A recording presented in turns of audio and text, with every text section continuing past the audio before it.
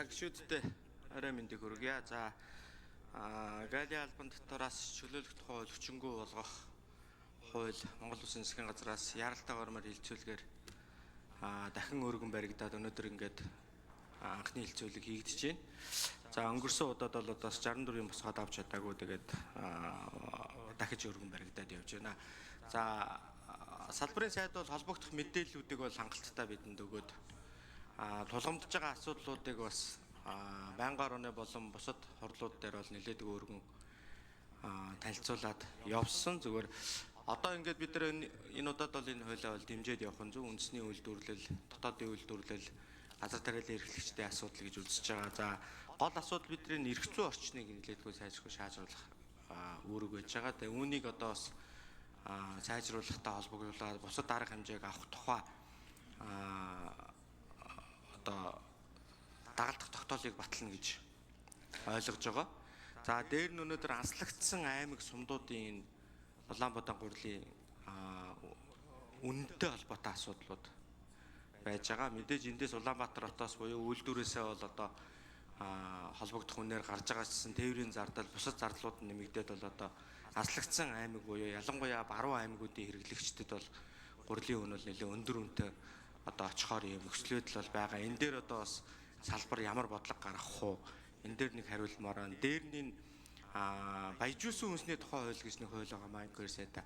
Энэ хуулийг одоо яаж хэрэгжүүлэх вэ? Эсвэл хэрэгжилт нь хангалтгүй гэж үзэж байгаа бол тодорхой нэмэлт өөрчлөлтийг оруулж бас сайжруулах зайлшгүй шаардлага байна уу гэж хараад байгаа. За 3 дугаар асуултын лаборатори Улаанбуудаа чанарыг үнэлэх одоо энэ лабораторийн одоо яг хууль эрх зүйн орчныг яаж чиглүүлэх вэ? Гурлийн үйлдвэрүүд дэрэгдээ лабораторитой тэрийг баталгаажуулж явах юм уу? Эсвэл одоо хүнсний аюулгүй байдлын үндэсний лабораторийн дүнг одоо баталгаажуулж явах юм уу гэдгийг нэг чиг болохгүй л нөгөө тариалан эрхлэгчд маань ингээд яг энэ үзэмжээр хандаад байна ч гэдэг юм уу нэг ийм нөхцөл байдал үүсээд асуудлыг жоохон бас буруу тийш нь эргүүлээд ингээд яваад байгаа зүйл байгаад байгаа юм аа. Тэгээ энэ 3 асуултан дээр бас та нэг хариулт өгөөч гэж хүсэж байна.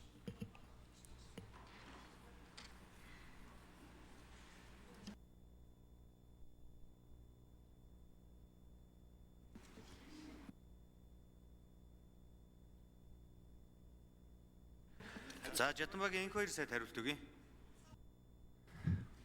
За энэ асуулаас нэлээд маргаан дамжуулж нэлээд хугацааг өнгөрлөө. За ингээд хилцүүлгийн үр дүнд бол энэ салбарт байгаа олон асуудлыг сайжруулах талаар гишүүд үнэтэй саналуудаа гаргаж за энэ хуультай холбоотойгоор улсын хурлын тогтоолын төслийг мөн боловсруулж ингэж өргөн барьж байна. За гол асуудал болж ирсэн баруун бүс дэх одоо үнийн өсөлт ялангуяа малын тэжээлийн доктортой байдлыг хангах энэ зайлшгүй шаардлагуудыг гишүүд их саналын хилцүүлэг хугацаанд гаргалаа. Тэгээд хэрвээ энэ хууль батлагдсан нөхцөлд дагаж гарах их хурлын тогтоолд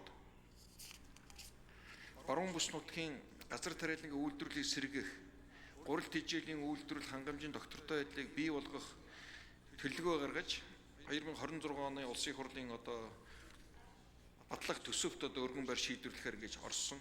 За мөн алтлагдсан бүс нутгийн гурил тэжээлийн үйлдвэрлэлийн хангалтыг хэвийн түвшинд хүртэлх хугацаанд үнийн өсөлтөд одоо нөлөөлж байгаа гол энэ тээврийн зардлыг бууруулах, шаардлагадах гурил малын тэжээлийг тухайн бүсийн одоо хэлийн боомтоор квот тогтоон одоо оруулж нөөц бүрдүүлэх, хангалтын доктортой байдлыг бий болгох гэх мэт ийм үүргүүдийг авсан. За ингээд лаборатори дээр болохоор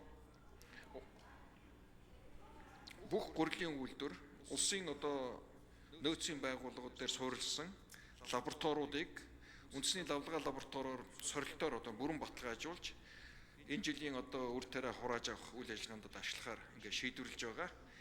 За энэ бол үндсэндээ бид энэ зохион байгуулалтаа хийгээд шаардлагатай лабораторийн хангалт хийгдээд дууссан.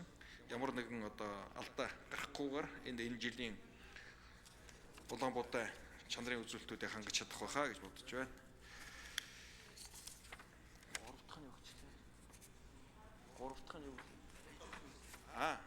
Баяжуулсан хүнсний тухай хуультай холбоотойгоор яг энэ гурилыг баяжуулж ард иргэдэд хэрэгтэй эрдэс бодис шаардлагатай минералыг бас гурилтай хольж одоо баяжуулж хэрэглээнд гаргах юм хууль байгаа.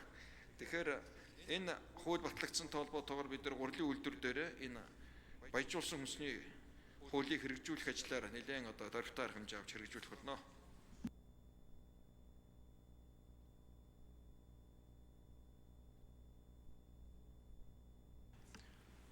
За, Бүрчлөөний хөрөв дөрж гүшүүн алга байна. Жамлын Ганбаатар гүшүүн алга байна.